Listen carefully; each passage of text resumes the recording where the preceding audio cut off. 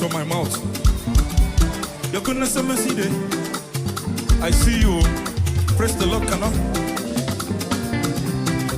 Hallelujah, no go finish. Hallelujah, no go finish. Hallelujah, no go finish for my mouth. Your goodness and mercy day. Praise the Lord, can I? Hallelujah, no go. Let's make it victory. Let's go.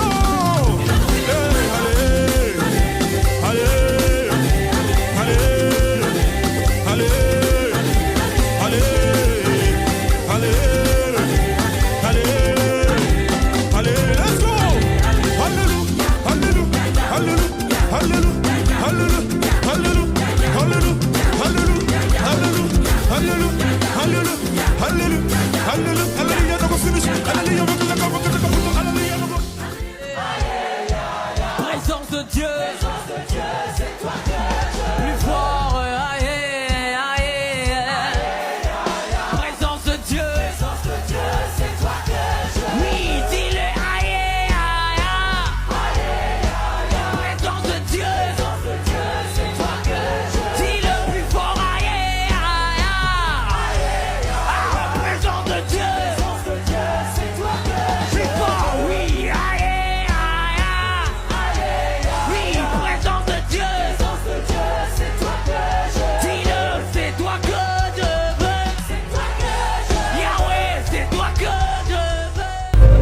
Donc, il faut que nous retenions aussi que quand nous devenons enfants de Dieu, Dieu nous arrache de la dimension de l'esclavage et nous positionne à la dimension de Christ.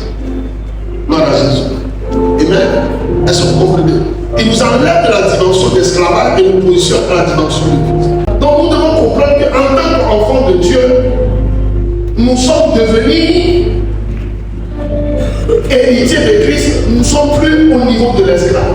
Dans la vie de l'esclave n'est plus notre part. Quelle que soit la chose, nous sommes toujours un fils. Et quand vous vous en souvenez de l'histoire du fils prodige, malgré qu'il a dilapidé son héritage, il n'a pas perdu son identité de fils. Est-ce que vous êtes d'accord avec moi? Pourquoi c'est l'histoire du fils prodige? Malgré qu'il a dilapidé son héritage, et lui-même personnellement s'est mis au niveau des esclaves, le père l'a toujours appelé fils. Gloire à Dieu.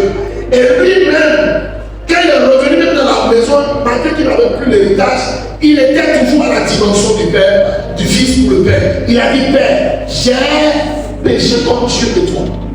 Il sait qu'il a toujours un père. Ce n'est pas parce que tu as fait ci et cela que tu perds ton identité. On voit que c'est en faisant ci, en faisant cela, nous perdons notre identité et puis nous ne sommes plus fils de Dieu. Gloire à Dieu. Nous sommes parents, c'est pas parce que mon fils a fait ci et ma fille a fait ci. Quelle que soit la gravité du problème, je suis toujours son père. Il est toujours mon fils. Gloire à Dieu. C'est comme ça aussi pour Dieu. Gloire à Dieu. L'épouse parle de notre relation avec Christ. La Bible ne nous dit pas que Jésus a préparé son époux. Ou bien. Et elle dit par contre que son épouse s'est préparée. Voyez la nuance? Ce n'est pas Dieu qui te prépare à être époux, mais il dit que l'épouse s'est préparée à la rencontre de l'époux. Ça fait appel à notre sens de responsabilité. En tant que fils, pour être épouse, pour se préparer à la venue de l'époux, tu dois te préparer. Si tu n'es pas conscient de ça, donc tu n'as rien compris encore. C'est-à-dire, nous sommes sur la terre, un jour nous espérons rencontrer notre époux. En tant qu'épouse de Christ, nous devons nous préparer. Parce qu'il y a un jour de la noce qui vient. Gloire à Jésus. Alléluia. Nous devons nous préparer.